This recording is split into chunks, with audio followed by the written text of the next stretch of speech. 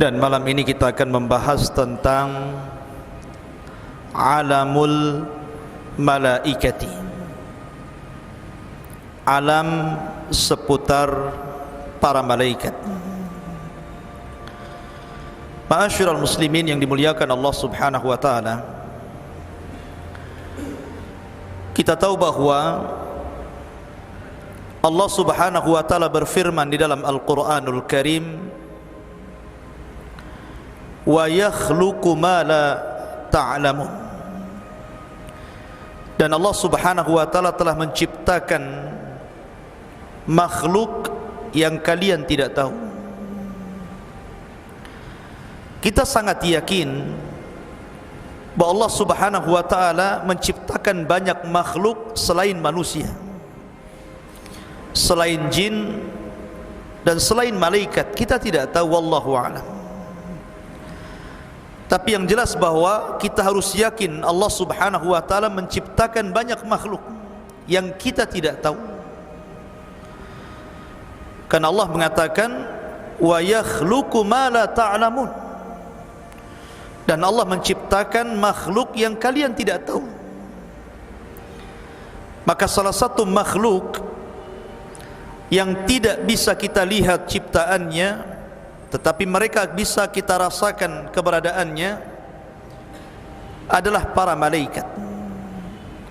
Jadi malaikat adalah makhluk yang Allah Subhanahu wa taala ciptakan dan Allah Subhanahu wa taala perintahkan untuk senantiasa bersama manusia. Ma'asyiral muslimin yang dimuliakan Allah Subhanahu wa taala, ketika Allah Subhanahu wa taala menciptakan makhluk yang namanya jin, maka jin adalah makhluk yang pertama kali menghuni bumi ini sebelum manusia. Tetapi jin itu Allah Subhanahu wa taala berikan karakter berbeda dengan manusia. Kebanyakan mereka kufur kepada Allah, sehingga kehidupan mereka suka merusak bumi dan menumpahkan darah. Makanya ketika Allah Subhanahu wa taala menciptakan makhluk yang namanya Adam alaihi salatu wassalam, malaikat sempat mengatakan, ataj'alu fiha man yufsidu fiha wa yasfikud dima wa nahnu nusabbihu bihamdika wa nuqaddisu lak. Ya Rabb, apakah engkau akan menjadikan makhluk yang nanti akan merusak bumi dan menumpahkan darah? Kenapa malaikat ngomong seperti ini? Karena malaikat melihat kondisi jin sebelumnya.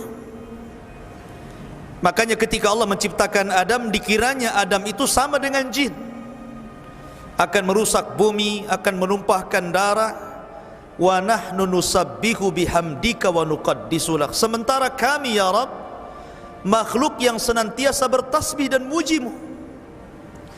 Tapi Allah Subhanahu wa taala mengatakan, inni a'lamu ma la ta'lamun. Saya lebih paham dengan kalian. Ma'asyiral muslimin yang dimuliakan Allah Subhanahu wa taala, ketika Allah Subhanahu wa taala ciptakan Adam dan ditiupkan ruh, maka Allah Subhanahu wa taala berfirman, wa idz qala rabbuka lil malaikati isjudu li Adam fasajadu illa iblis. Dan ketika Rabbmu memerintahkan kepada para malaikat untuk sujud kepada Adam, maka seluruh malaikat sujud kecuali iblis. Aba wastakbara wa kana minal kafirin. Ketika malaikat sujud kepada Adam, maksudnya sujud ta'zim, bukan sujud ibadah. Karena sujud ibadah tidak boleh diberikan kecuali kepada Allah. Yang dimaksud sujud ta'zim itu sujud penghormatan. Malaikat hormat kepada Adam. Sejak sujudnya para malaikat kepada Adam alaihi salatu wassalam, maka sejak itu ada hubungan baik antara malaikat dan seluruh anak keturunan Adam. Sejak sujudnya para malaikat kepada Adam, maka sejak itulah ada hubung kait antara malaikat dengan seluruh anak cucu Adam. Makanya Adam alaihi salatu wassalam ketika belum ditiupkan ruh, maka iblis itu selalu datang dan melihat-lihat. Terkadang iblis masuk ke telinganya Adam, terkadang masuk ke lubang hidungnya karena belum ditiupkan ruh, masih berupa patung keras. Kemudian iblis mengatakan, lau sullitu alayya la ahlakan. Kalau seandainya makhluk ini diserahkan kepadaku, kuhancurkan dia. Dan nampak hasadnya di sini. Belum lagi ditiupkan roh, iblis sudah hasad tuh sama Adam. Makanya kemudian ketika Allah Subhanahu wa taala meniupkan ruh kepada Adam, Adam kemudian meminta bantuan kepada Allah Subhanahu wa taala karena lemahnya dia di hadapan iblis. Maka Allah Subhanahu wa taala menjanjikan kepada Adam, setiap lahir anak keturunan Adam, maka Allah Subhanahu wa taala akan mengutus malaikat untuk menjaga Bani Adam dari gangguan syaitan. Itu menunjukkan ada hubung kait. Makanya ketika Nabi Adam alaihi salatu wassalam meninggal dunia, seluruh anak-anak Adam kebingungan macam mana caranya memperlakukan jenazah Adam. Tidak ada yang tahu ini macam mana Adam meninggal, ini harus diapakan. Maka kemudian malaikat mencontohkan bagaimana caranya melakukan fardu kifayah. Maka malaikat kemudian memandikan Adam, mengkafaninya dan menguburkannya, yang itu menjadi sunnah bagi seluruh manusia apabila meninggal dunia. Dimandikan, dikafankan dan dikuburkan. Lah ketika Adam alaihi salatu wassalam kemudian malaikat sujud kepada Adam alaihi salatu wassalam, kemudian selesai sujud, maka Allah Subhanahu wa taala berfirman kepada Adam, ya Adam, salim ilaihim. Wahai Adam, ucapkan salam kepada mereka para malaikat. Fa innahu tahiyyatuka wa tahiyyatu ummatika min ba'dika. Karena sesungguhnya ucapan salam itu akan menjadi simbol ucapan penghormatan bagi umatmu sampai kiamat dibangkitkan. Kemudian Adam alaihi salatu wassalam datang kepada malaikat dan mengatakan assalamu alaikum, maka malaikat menjawab wa alaikumussalam wa rahmatullahi wa barakatuh. Maka malaikat menambah wa rahmatullah. Dan salam ini menjadi salam yang dianjurkan bagi seluruh orang yang beriman apabila bertemu dengan saudaranya, mengucapkan assalamualaikum, maka jawab waalaikumsalam warahmatullahi wabarakatuh. Bahkan diceritakan bahwa ketika Adam alaihi salatu wassalam ditiupkan roh, belum sampai ke dada, baru sampai di tenggorokan, maka tiba-tiba Adam bersin. Kemudian Allah Subhanahu wa taala berfirman, qul alhamdulillah. Katakan ya Adam, alhamdulillah, segala puji bagi Allah. Makanya kemudian disunahkan kalau antum bersin mengucapkan alhamdulillah. Maka malaikat di sekitarnya langsung mendoakan Nabi Adam dan mengatakan yarhamukallah. Jadi antum kalau mendengar bersin, ucapkannya apa? Yarhamukallah. Lah dari cerita ini ikhwatu fiddin muliakan Allah Azza wa Jal, kita nampak ada hubung kait antara malaikat dengan Adam. Maka begitu juga akan terjadi hubung kait malaikat ini dengan seluruh anak keturunan Adam sampai kematiannya, sampai ketika mereka berada di padang mahsyar, sampai kemudian mereka sedang dihisab, sampai pun ketika masuk ke dalam sorga. Maka malaikat akan terus bersama manusia. Ma'asyiral muslimin yang dimuliakan Allah Azza wa Jal, kita mulai mengenal alam malaikat dari hubung kait para malaikat dengan para nabi, hubung kait malaikat dengan manusia, kemudian apa saja yang membuat manusia malaikat senang dan apa saja yang menjadikan malaikat itu tidak suka dan tersakiti, kemudian berapa jumlah para malaikat, kemudian juga bagaimana para malaikat itu ketika mereka bersama manusia, dan begitu seterusnya. Kita akan jelaskan, mudah-mudahan cukup waktunya. Yang pertama, hubung kait para malaikat dengan para nabi. Kita tahu bahwa Ka'bah yang kita lihat hari ini, Ka'bah yang dijadikan kiblat bagi seluruh kaum muslimin, siapa yang menciptakan pertama Ka'bah? Para malaikat.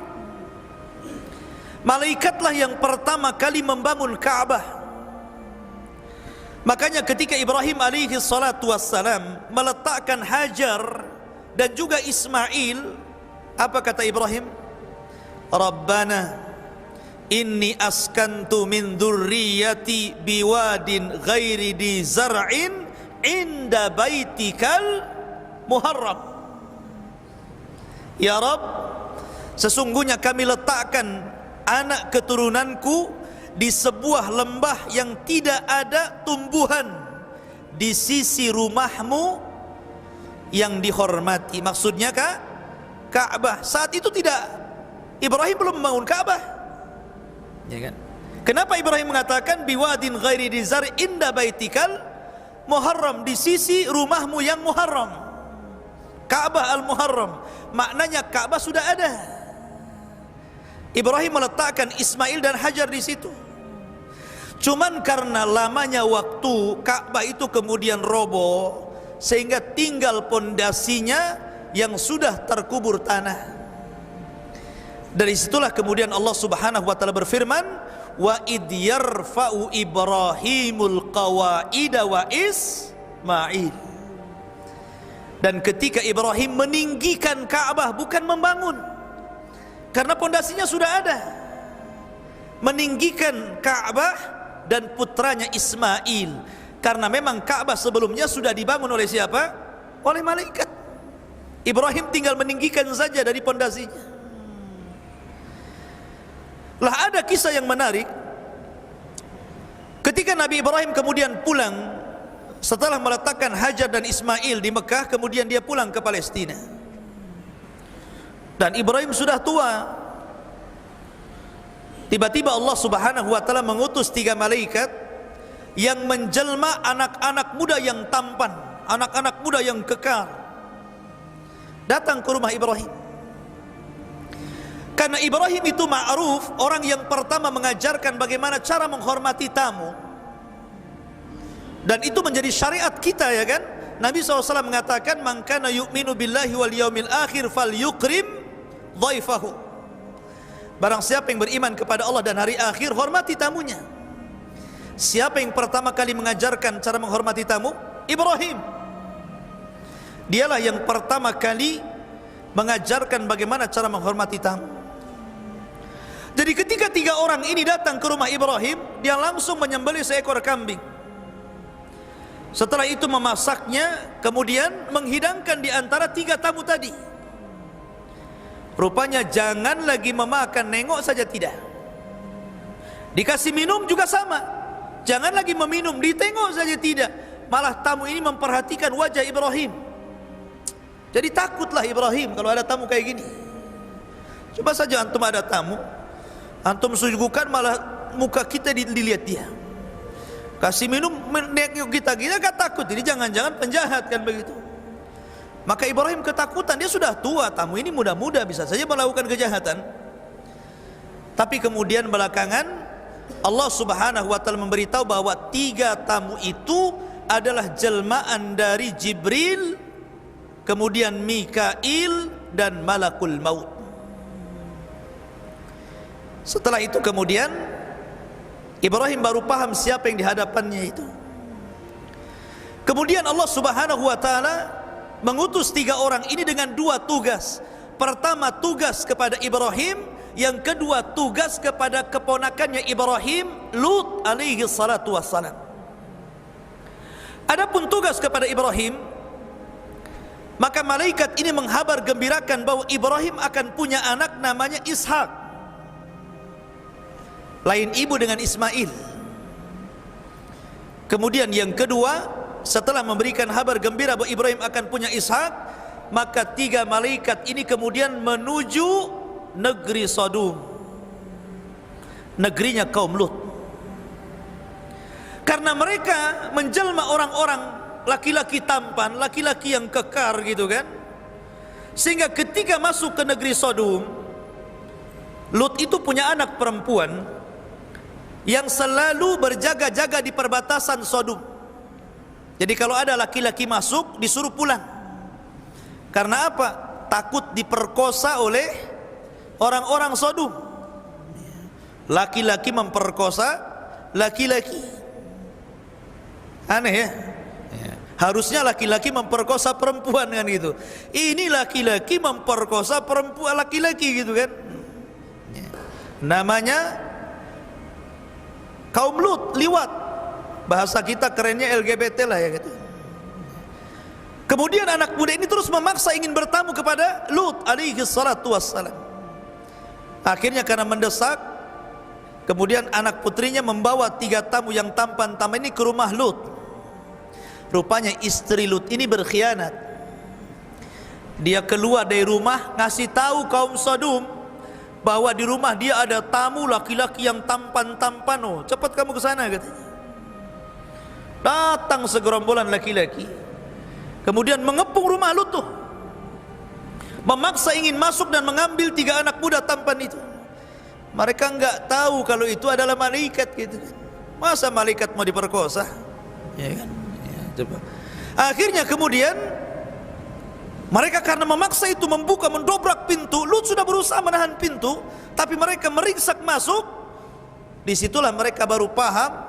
Ketika Jibril alaihi salatu wassalam melihat mereka, Jibril keluar dan langsung merubah dirinya menjadi bentuk aslinya, memiliki 600 sayap, dan langsung ditampar oleh sayapnya. Semua buta matanya ya, jadi yang datang itu semuanya buta. Kalau yang nggak datang nggak buta lah. Itu hukuman yang pertama kepada kaum Lut, dibutakan matanya. Jadi keluar matanya semua dari tempatnya. Kemudian setelah itu Jibril terbang ke atas dengan 1 sayap. Jibril menancapkan ke negeri Sodom, kemudian mengangkat ke langit, kemudian menumpahkannya. Otomatis orang berjatuhan itu. Tidak cukup sampai di situ, ketika mereka sudah berjatuh sampai di bumi, Allah tembakin dengan batu seperti meteor, ada apinya sampai mati. Setelah itu baru Allah timpakan Sodom dan mengubur mereka semuanya.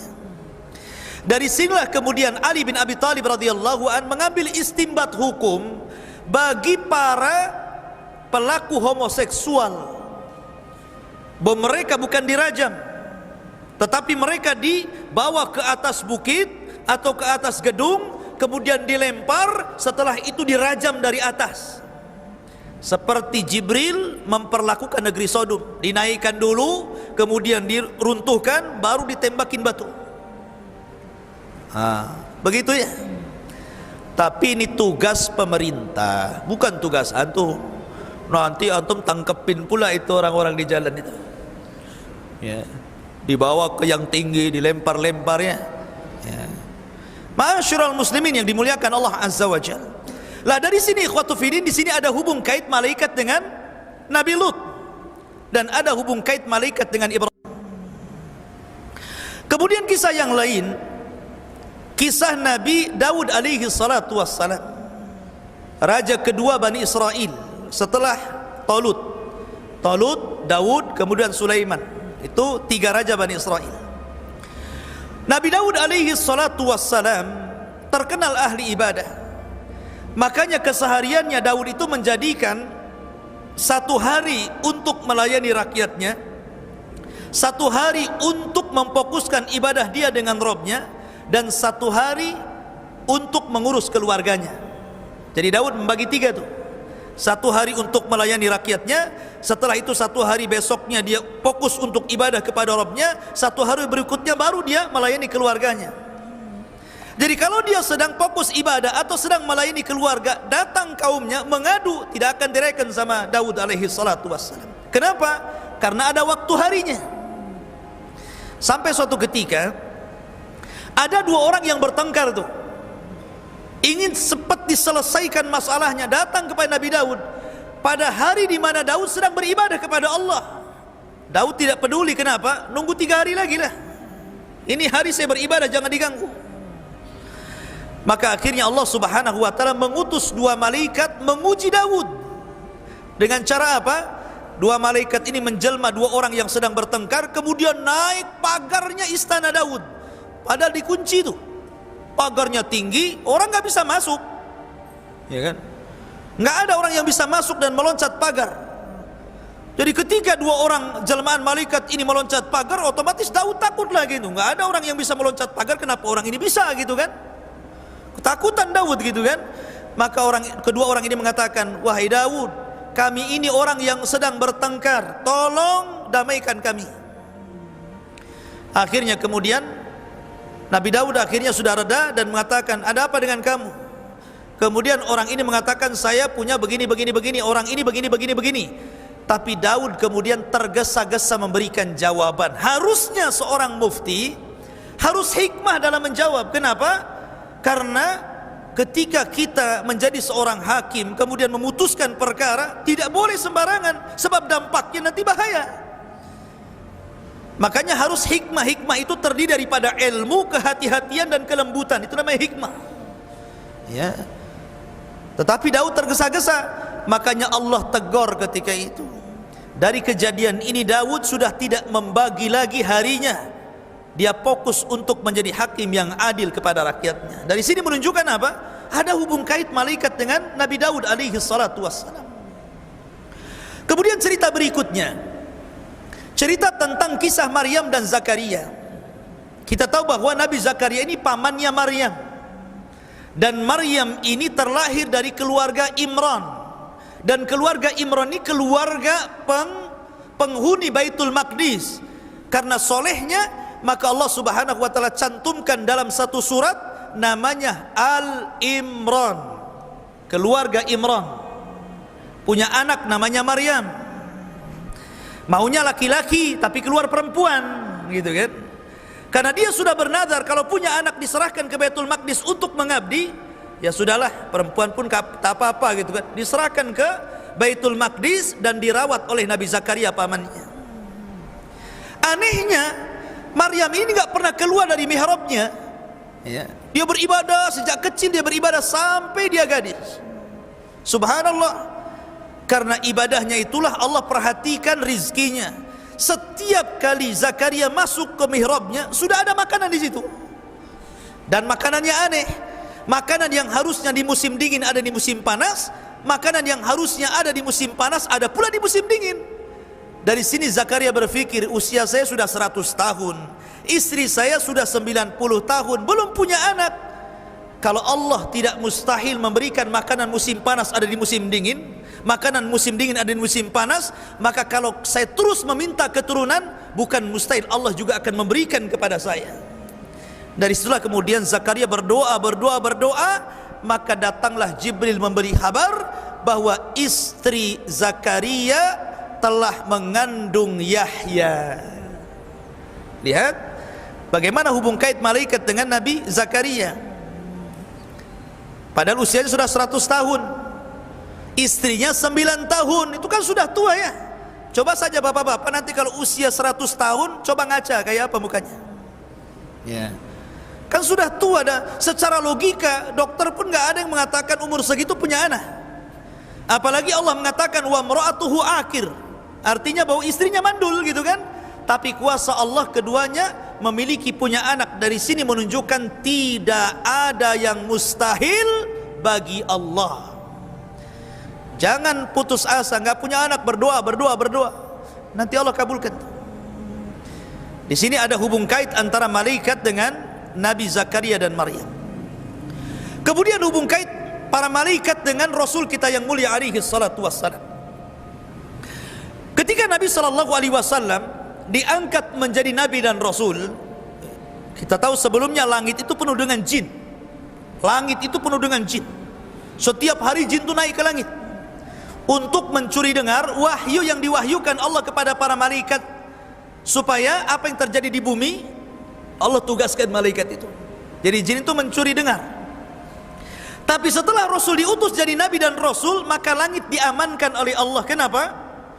Supaya tidak tercampur antara dukun dengan kenabian.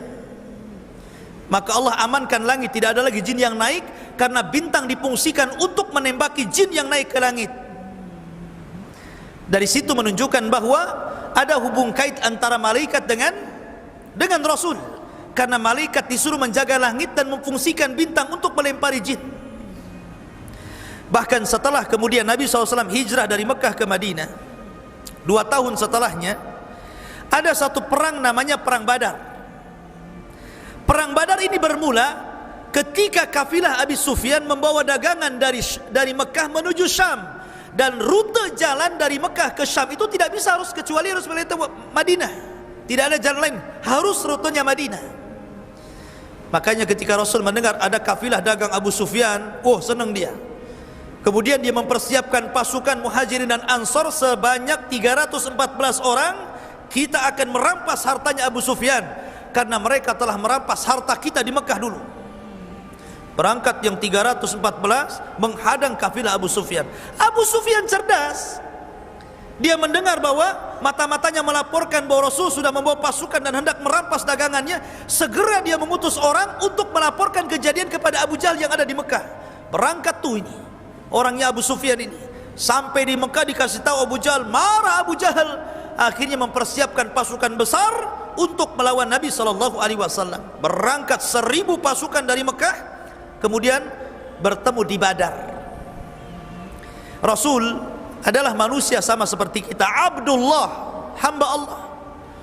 Kalau seandainya Rasul ada ketakutan, wajar gitu kan, karena ini perang perdana, jumlahnya 314 melawan 1000, nggak imbang kan begitu. Akhirnya kemudian Rasul berdoa di malam hari, istighatsah kepada Allah. Makanya Allah mengatakan, ittastaghitsuna rabbakum fastajaba lakum. Ketika Rasul beristighatsah kepada Allah di malam hari untuk kemenangan di besok hari, maka Allah kabulkan istighatsahnya. Dengan cara apa? Dengan cara ittastaghitsuna rabbakum fastajaba lakum anni mumiddukum bi alfin minal malaikah. Jibril sudah menghabarkan kepada Rasul bahwa akan turun 1000 malaikat menolong Rasul. Makanya Rasul langsung tersenyum dan mengatakan kepada Abu Bakar yang di sampingnya, absyir ya Abu Bakrin, berbahagialah Abu Bakar, Jibril memberitahu dia telah membawa 1000 malaikat. Nah, sekarang berapa jumlahnya? 1314 lawan 1000. Nah, kan? Kalau tadinya apa? 1000 lawan 314 kan itu. Sekarang berbalik, nggak imbang. Kaum muslimin 314 plus tentara malaikat 1000. Kemudian Allah janjikan dalam Al-Quran, in tattaqu wa tasbiru yumdidkum bisalasati alafin minal malaikah. Tapi engkau ya Muhammad kalau mau bertakwa dan sabar, ku tambah 3000 lagi. Ya. Berapa jadinya? 4000 lagi. Ya kan? Makin gak imbang tuh. Ya. Dari malaikat 4000 plus 314 orang dari tentara Rasul melawan 1000. Pas peperangan, rupanya Allah tambah lagi bi khamsati alafin minal malaikah, 5000 malaikat turun. Bayangkan ya. Menunjukkan bahwa ada hubung kait malaikat dengan Rasul. Ya. Sehingga Abu Sufyan yang menyaksikan peperangan itu minggat dari peperangan, kemudian dia lari ke Mekah, selamat dia. Dia cerita kepada Abu Lahab, sungguh aku melihat kepala-kepala pasukan kita melayang tanpa tahu siapa yang menebasnya. Melayang-layang kepalanya gitu kan. Ya. Malaikat. Karena Nabi SAW ketika membawa pasukan itu ada suara akdim haizum, akdim haizum, akdim majulah haizum. Haizum itu maksudnya Jibril membawa kuda putih gitu kan. Sahabat belum mencabut pedang, kepala sudah melayang-layang. Bayangkan, kan aneh itu kan. Ini belum dicabut, kenapa kepalanya pada putus? Ya. Siapa yang memutuskan kepala? Malaikat. Ya.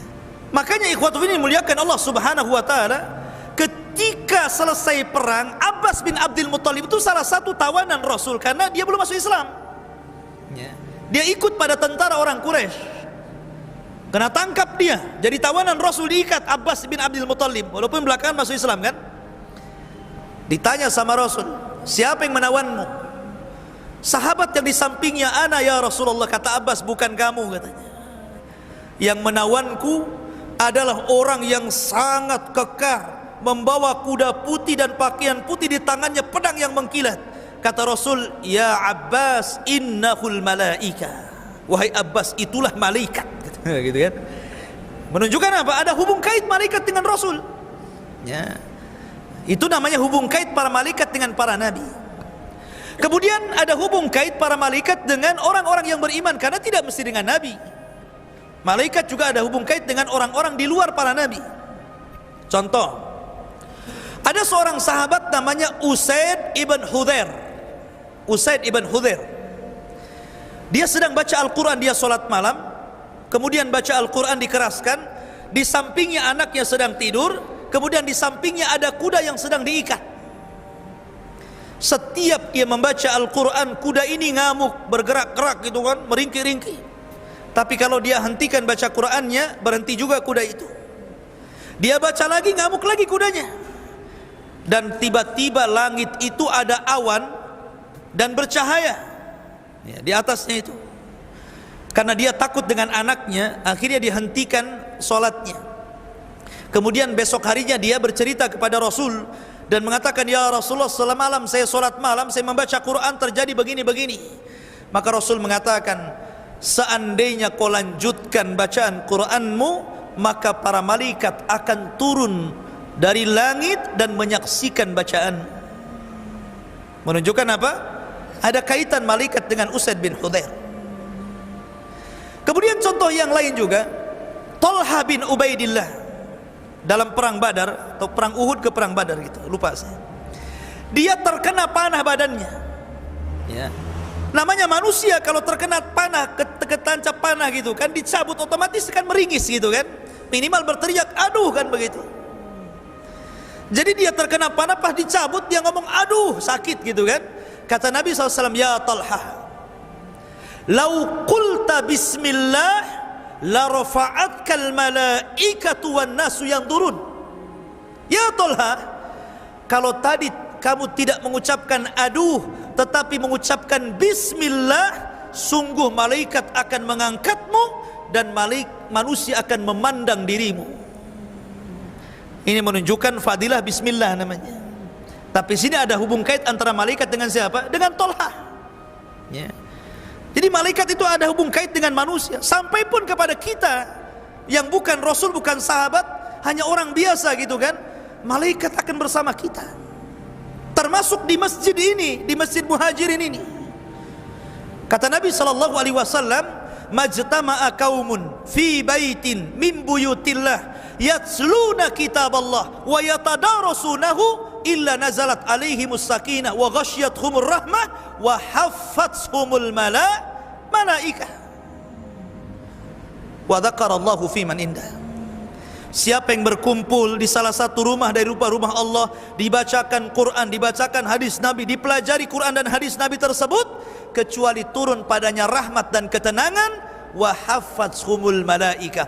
Malaikat dari mana-mana akan datang, kemudian akan mengerubungi kita di atas masjid, sampai akhirnya malaikat akan bertumpuk-tumpuk sampai ke langit. Dalam sebuah riwayat, malaikat yang paling ujung ditanya sama Allah Subhanahu wa taala, bahasa kita, ngapain kau kumpul-kumpul di sini gitu, numpuk di sini nggak ada apa gitu maksudnya. Ya. Maka malaikat menjawab, karena hamba-hambamu ya Rabb yang di bawah, mereka sedang berzikir kepadamu dan bertasbih. Kata Allah, madza yuridu ibadi, apa yang dikehendaki hambaku? Maka malaikat mengatakan, yuridunal jannah wa yakhafuna minan nar. orang-orang itu sedang mengharap sorga dan takut kepada neraka. Kenapa? Karena tujuan orang belajar itu, man salaka tariqan yaltamisu fihi ilman sahalallahu bihi tariqan ilal jannah. Itu tujuan orang belajar kan? Siapa yang meniti sebuah jalan, di sana ada ilmu agama, maka Allah mudahkan jalannya ke sorga. Maka Allah mengatakan, aku kabulkan keinginan mereka dan aku amankan mereka dari adab Allah subhanahu wa ta'ala. Jadi malaikat akan bersama kita. Bahkan apabila seseorang itu berwudu kemudian tidur, dalam sebuah riwayat Tirmidzi, maka malaikat yang di samping ketika kita tertidur pula selepas kita berwudu sebelum tidur, maka malaikat itu akan berdoa sepanjang malam sampai kita bangun. Doanya apa? Allahumma gfir lahu, Allahumma arhamhu. Ya Allah, ampuni dosa ini, orang ini. Ya Allah, rahmati orang ini. Coba, kan enak itu ya. Jadi kalau antum nanti pulang nih mau tidur nih, antum wudu dulu, ajak sama istri tidur dulu, wudu dulu. Ayo wudu sama-sama. Baru kemudian tidur, maka selama kita tidur di samping kita malaikat. Setiap kita berbolak-balik ke kanan ke kiri, setiap kita bergerak, maka malaikat akan mengatakan, ya Allah ampuni orang ini, ya Allah rahmati orang ini. Dan malaikat akan terus berdoa seperti itu sampai anda bangun. Luar biasa gitu kan. Malaikat akan di samping kita itu. Kalau antum gak wudu, ya setan yang di sampingnya ya. Jadi ini fadilah malaikat akan bersama kita. Termasuk juga para malaikat itu akan menjaga kita. Makanya coba perhatikan. Coba seandainya antum malam ini jangan tidur di kamar, tidur di teras. Teras rumah antum di luar, antum tidur di situ ya. Kemudian antum bangun, ada nggak semut masuk telinga antum? Ada nggak tiba-tiba bangun kecoa di sini? Ada? Atau tiba-tiba ada lipan di sini, kok banyak lipan di telinga saya? Nggak ada kan? Nggak ada. Siapa yang menjaga? Siapa yang menjadikan semut tidak masuk ke lubang hidung? Siapa yang tidak menjadikan kecoa masuk ke telinga? Siapa yang tidak menjadikan lipan itu masuk ke mulut? Kata Mujahid, seorang tabi'in ahli tafsir, mengatakan, karena Allah mengutus malaikat untuk menjaga hamba-hambanya. Wa inna alaikum lahafidhin. Dan Allah berikan kepada kalian malaikat para penjaga. Malaikat penjaga beda dengan Raqib dan Atid. Kalau Raqib dan Atid pencatat. Kalau penjaga kita itu, kalau seandainya Allah takdirkan kita sedang di jalan, harusnya kita ditabrak, akhirnya tidak jadi ditabrak. Harusnya kita nabrak, tidak jadi nabrak. Harusnya kita jatuh, tidak jadi jatuh. Siapa yang menjaga kita seperti itu? Malaikat. Cuman kan kita tidak tahu, kalau Allah takdirkan Allah menyingkap malaikat, tentu kita akan melihat malaikat di mana-mana. Karena malaikat gaib bagi kita tidak bisa melihatnya. Dan itu menunjukkan bagaimana para malaikat itu bersama Bani Adam. Tetapi ada hal-hal yang terkadang malaikat tersakiti dengan kita. Contoh, Nabi SAW mengatakan bahwa pernah mengusir orang yang ketika masuk ke masjid mulutnya bau bawang. Ya kan? Mungkin kalau zaman sekarang bau rokok lah ya. Kalau zaman dulu kan makan bawang mentah. Kalau sekarang kan jarang orang makan bawang mentah kan. Ya bau rokok lah. Makanya kalau para perokok anda yang belum bisa meninggalkan rokok, kalau masuk masjid jangan kumur-kumur dulu lah kan gitu, baru masuk gitu. Atau bawa minyak gitu. Tapi kan tidak bisa juga, tetap aja kan bau kan. Kenapa kemudian dilarang orang yang makan bawang masuk ke masjid? Ada alasannya, kata Rasul, fa innal malaikata tata'adza mimma yata'adza bihi banu Adam. Karena malaikat tersakiti dengan bau orang ini sebagaimana anak Adam tersakiti kalau ada di sampingnya. Coba saja, kalau antum sholat di samping antum ini sudah nggak mandi 5 tahun, 5 kali ya. Mungkin berapa hari gitu kan, nggak mandi ya, ketiaknya nggak pernah dikasih Rexona umpamanya kan. Mungkin antum mikir-mikir gara-gara nggak khusyuk, antum tersakiti kan dengan orang sebelah itu Ya. Sebagaimana orang tersakiti kalau di sampingnya ada orang yang sangat bau, maka malaikat tersakiti juga dengan orang yang bau itu, menunjukkan bahwa malaikat tersakiti dengan Bani Adam. Dua, ketika malaikat Jibril hendak masuk ke rumah Rasul, tiba-tiba nggak mau masuk. Rasul mengatakan, ya Jibril, udkhul, masuk. Jibril nggak mau. Rupanya alasannya karena di rumah Rasul itu ada tirai Aisyah, ada gambar makhluk yang bernyawa di situ. Kemudian oleh Jibril diisyaratkan ke gambar itu, oleh Rasul diambil gambarnya, digulung-gulung, kemudian dibuang. Maka Jibril mengatakan, aku tidak mau masuk karena di rumahmu ada gambar yang bernyawa. Kalau kau mau potong kepalanya, atau kalau kau mau jadikan dia alas dan dihinakan di sana. Menunjukkan malaikat tersakiti dengan gambar, kan? Dengan gambar yang bernyawa maksudnya. Ataupun tersakiti dengan orang yang memelihara anjing, malaikat rahmat tidak akan masuk. Termasuk rumah yang banyak patungnya, malaikat juga tersakiti di situ. Lah di situ ikhwatu fillah menunjukkan bahwa malaikat pun tersakiti dengan anak Adam. Sebagaimana juga malaikat sangat senang apabila ada anak Adam yang beriman, bertakwa dan beribadah kepada Allah Subhanahu wa taala. Malaikat senang. Malaikat sangat senang sehingga malaikat akan terus menjaganya. Ma'asyiral muslimin yang dimuliakan Allah Subhanahu wa taala. Kemudian juga para malaikat ikhwatu fillah dimuliakan Allah Subhanahu wa taala memiliki jumlah yang banyak. Jumlah mereka tidak bisa dihitung dengan jari, dengan kalkulator, dengan apapun alat yang bisa menghitung, malaikat tidak bisa terhitung.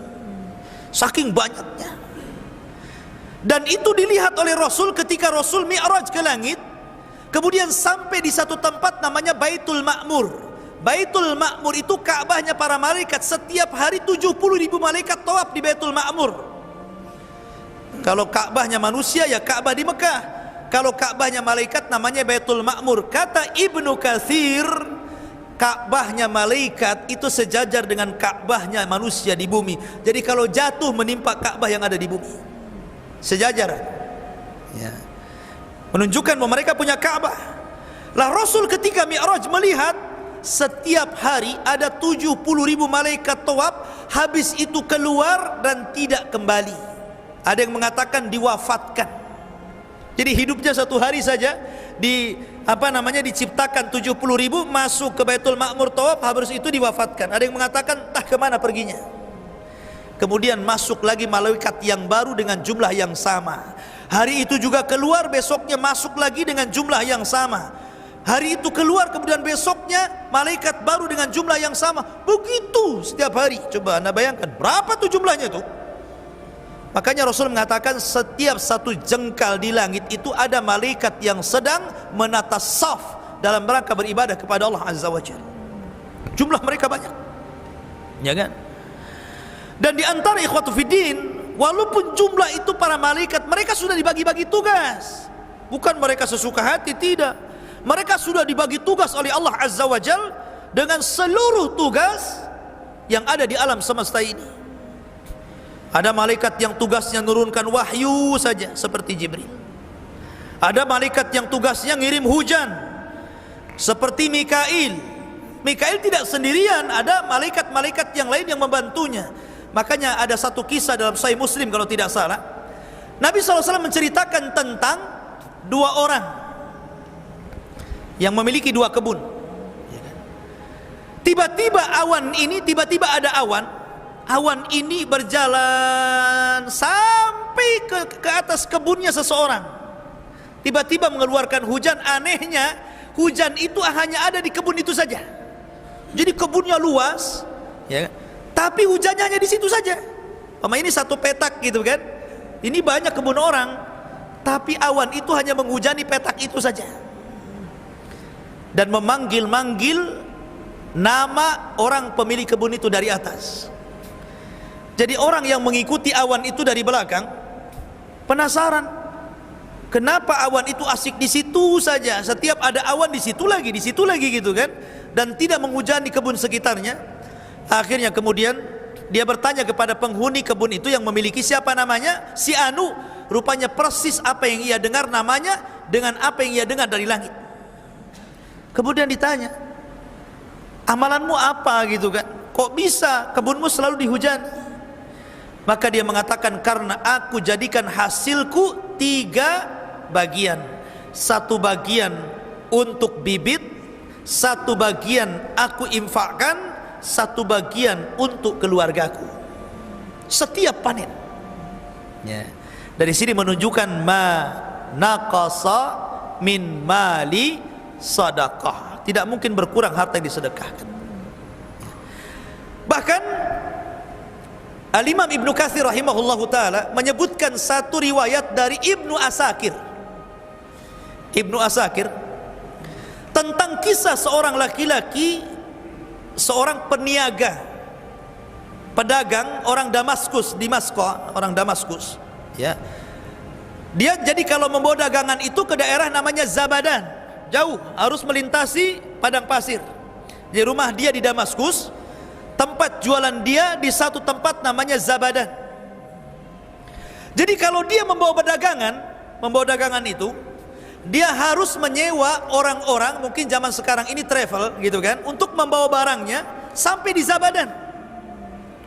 Akhirnya setelah dia dapat orang yang agak murah mau membawa barang dia ke Zabadan dari Damaskus, berangkatlah dia. Berangkat.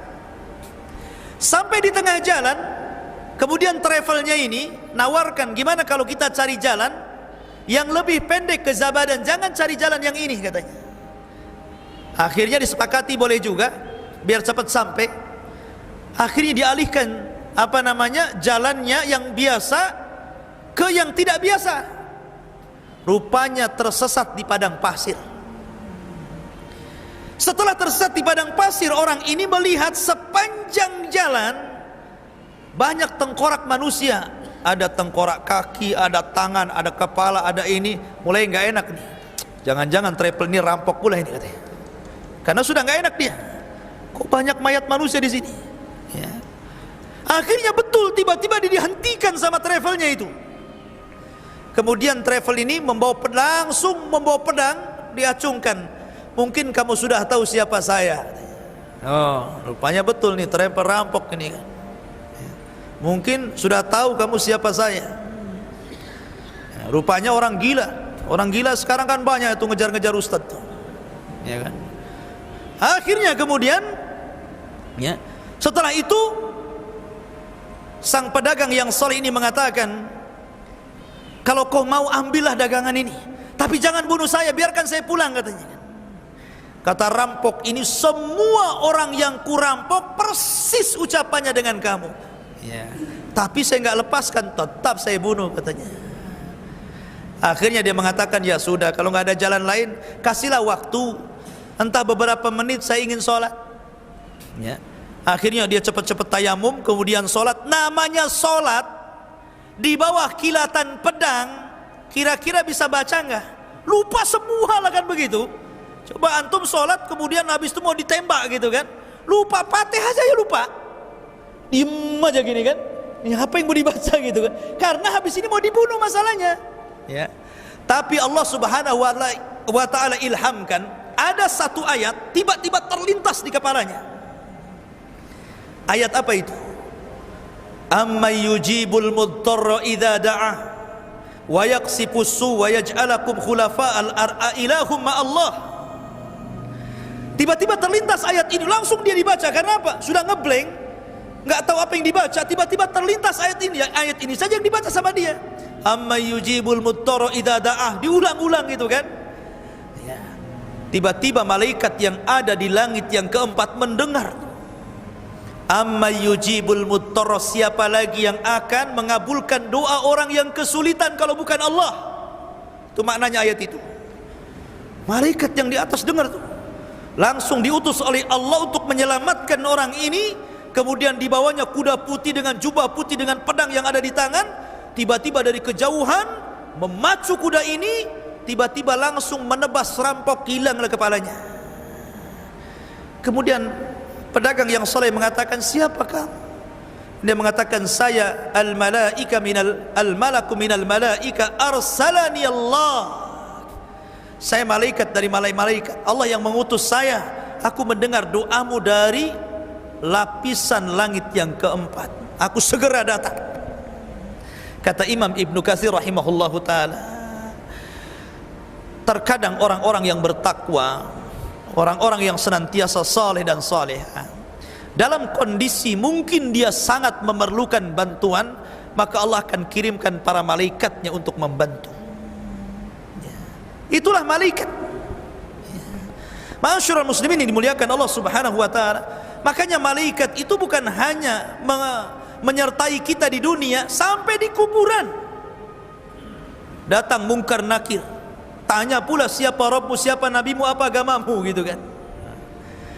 Kemudian di padang mahsyar, malaikat itu akan menjadi sa'ikun wa syahid. Dalam Al-Quran itu akan mengarahkan tempat orang-orang yang beriman sesuai dengan tempat yang nyaman bagi dia. Ketika orang kafir lari ke sana ke sini dan mengatakan, ya wailana man ba'atsana mim marqadina, celaka kami, siapa yang membangunkan kami dari tidur kami, orang-orang yang beriman diarahkan sama malaikat ke sini, tempat kamu di sini, saiqun wa syahid, kata Allah, akan menjadi penunjuk jalan dan saksi, ya. Dan orang-orang yang beriman akan dikumpulkan dengan keluarganya, walladzina amanu wattaba'athum dzurriyyatuhum biimanin alhaqna bihim dzurriyyatuhum. Ketika mereka masuk surga, malaikat sudah berada di pintu-pintu surga. Salamun alaikum bima sabartum fa ni'ma uqbaddar, kata malaikat. Keselamatan bagi kalian karena kesabaran kalian di dunia, masuklah dengan selamat, ya kan? Jadi malaikat akan menemani sampai ke surga. Itulah hubung kait malaikat dengan manusia. Dan malaikat bisa kita rasakan, bukan kita tidak bisa merasakan. Jadi kalau ada kemudian perasaan-perasaan ingin ibadah, giat ngaji, ingin melangkahkan ke pengajian, itu hakikatnya dorongan ini dari malaikat. Atau ada orang-orang yang ingin hijrah, kan sekarang kan sibuk-sibuk tuh bahasa hijrah gitu kan, hijrah, ingin hijrah gitu. Siapa yang mendorong dia ingin hijrah? Malaikat, ya. Hijrah, ingin hijrah dari yang tadinya maksiat jadi taat, yang tadinya tidak berhijab jadi berhijab, yang tadinya nggak pernah ngaji rajin ngaji. Siapa yang mendorong hijrah itu? Malaikat yang mendorong hijrah itu. Jadi ini keberadaan malaikat sama dengan keberadaan setan, kita bisa rasakan. Maka dari sini alamul malaika kita harus yakin, karena satu di antara rukun iman al-imanu bil malaikah. Kalau anda kufur dengan malaikat, kafir anda, telah mengingkari Quran dan sunnah Nabi SAW. Wallahu a'lam. Sudah jam 9 pas, ya. Baik, sebelum saya tutup, kalau ada yang pertanyaan kita buat 1-2 pertanyaan, silahkan.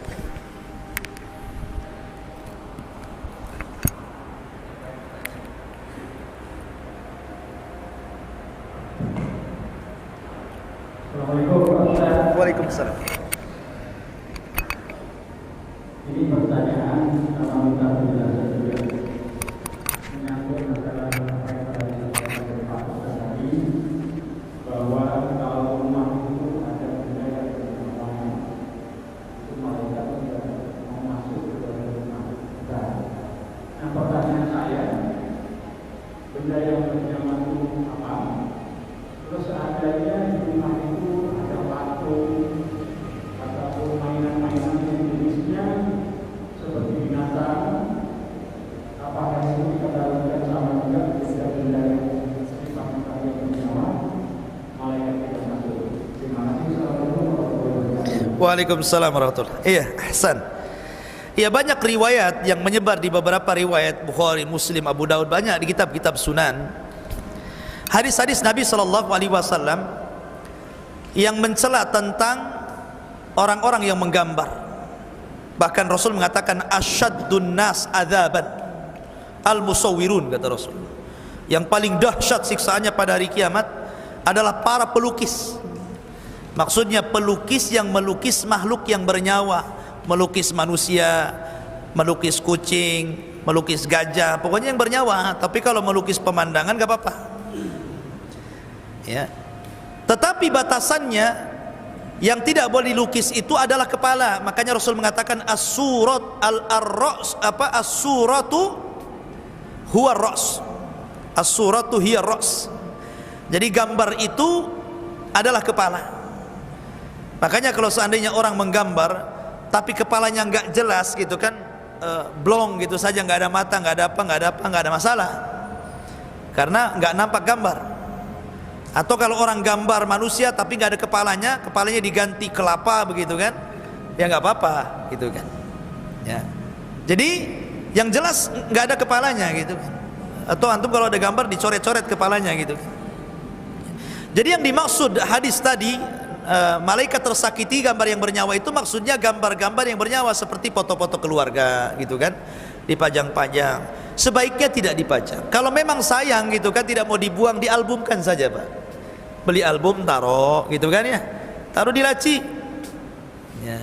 Jadi kalaupun nanti mau nengok kapan-kapan kan bisa dibuka. Sama dengan gambar-gambar di handphone kan itu, mungkin bisa dibuka kapan-kapan. Tapi jangan dipajang, tak perlu dipajang, taruh aja di album ya. Tapi kalau sudah nggak sayang, bakar saja kan itu, kalau nggak sayang gitu kan ya. Adapun tentang patung-patung, maksudnya patung-patung yang pasif, yang ditaruh-taruh gitu. Tapi kalau patung-patung yang aktif, jadikan mainan anak-anak seperti panda-pandaan, kucing-kucingan, gajah-gajahan, apa-apa gitu kan, yang sering mungkin diinjak, didudukin, dikencingin, diampoli, macam-macam, nggak masalah, karena sifatnya dihinakan. Seperti hadis tadi, Nabi SAW ketika Jibril tidak mau masuk, kata Jibril, sebaiknya kau potong kepalanya atau kau jadikan tirai itu alas dan kau duduki di situ. Ya, selama dihinakan nggak apa-apa. Ya, tapi kalau dipajang saja di situ saja, nggak pernah turun, itu yang dilarang. Wallahu a'lam. Ya, itu diantaranya. Tetapi yang jelas yang dimaksud hadis-hadis tadi itu bicara tentang malaikat rahmat yang membawa kebaikan dan berkah. Jadi seolah-olah rumah kita tidak berkah. Ya. Tapi kalau malaikat maut masuk dia. Ya. Mau ada gambar, mau ada patung, masuk dia. Ya, nggak ada urusan ya. Ya. Wallahu a'lam. Ya. Baik.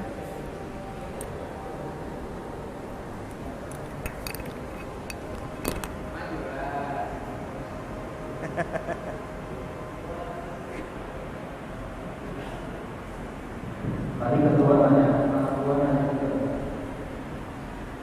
Ustaz, Iya. kan dalam ayat kan itu langsung dari Allah. Iya. Bicara dengan malaikat saya menjawab kira-kira gimana prosesnya?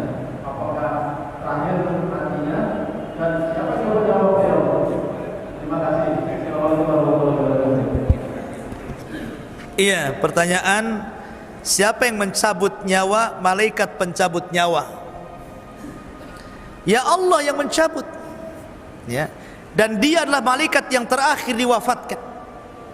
Ada yang mengatakan yang terakhir apa namanya? Ada yang mengatakan tidak diwafatkan, tapi ada yang mengatakan diwafatkan. Jadi itu setelah tiupan sangkakala pertama. Seluruh makhluk diwafatkan. Manusianya, jinnya, termasuk malaikatnya, Jibril, Mikailnya, termasuk juga peniup trompet juga diwafatkan, Israfil. Termasuk malaikat maut diwafatkan. Karena ada dalam hadis isyarat daripada firman Allah Azza wa Jal, kullu man 'alaiha fan wa yabqa wajhu rabbika dzil jalali wal ikram, seluruhnya hancur kecuali wajah Allah. Ketika itu Allah Subhanahu wa taala berfirman ketika sudah tidak ada manusia, tidak ada jin, tidak ada malaikat, aina anal malik, aina mulukud dunia, saya raja, siapa raja-raja dunia? Ainal malik, aina mulukud dunia, ainal jabbarun. Karena tidak ada orang, tidak ada jin, tidak ada malaikat, Allah jawab sendiri, anal wahidul qahhar. Nah, gitu kan. Nah, jadi yang mencabut malaikat maut ya Allah. Gak mungkin datang malaikat maut yang kedua. Nanti siapa yang mencabut malaikat maut yang kedua? Malaikat maut yang ketiga. Nanti begitu terus jadinya ya. Jadi Allah yang mencabut. Kemudian nanti setelah tiupan sangkakala yang kedua, ya, maka yang pertama kali yang dibangkitkan Israfil untuk meniup sangkakala yang kedua. Baru kemudian dihidupkan yang lainnya. Semua dihidupkan, termasuk malaikat maut juga dihidupkan lagi. Baru setelah itu ketika sorga dan neraka masing-masing sudah ada penghuninya. Penduduk sorga masuk ke dalam sorga, penduduk neraka masuk ke dalam neraka. Sudah tidak ada lagi kecuali sudah memenuhi keduanya. Maka Allah panggil, bukan malaikatnya, kematiannya, al-mautnya itu yang dipanggil. Allah panggil al-maut, kematian itu. Kemudian kematian itu akan dirubah menjadi kambing gibas yang akan diletakkan di antara sorga neraka, kemudian disembelih sehingga tidak ada kematian lagi ketika itu. Maka datanglah penyuruh kepada penduduk sorga, ya ahlal jannah la mautalakum khuludun la mautalakum, wa ya ahlan nar khuludun la mautalakum. Hei ahli sorga, kekal kalian, tidak ada kematian lagi, ya. Hei ahli neraka, kekal kalian, tidak ada kematian lagi. Makanya Allah mengatakan, innal ladzina kafaru wa kadzdzabu bi ayatina ulaika ashabun nar hum fiha khalidun. Innal ladzina amanu wa amilus salihat ulaika ashabul jannah hum fiha khalidun. Masing-masing khalid, ya. Paham? Baik. Cukup, ya. Baik, sudah jam 9 lebih. Subhanakallah bihamdika asyhadu an la ilaha illa anta astaghfiruka wa atubu ilaik. Allahu ta'ala alam. Assalamualaikum warahmatullahi wabarakatuh.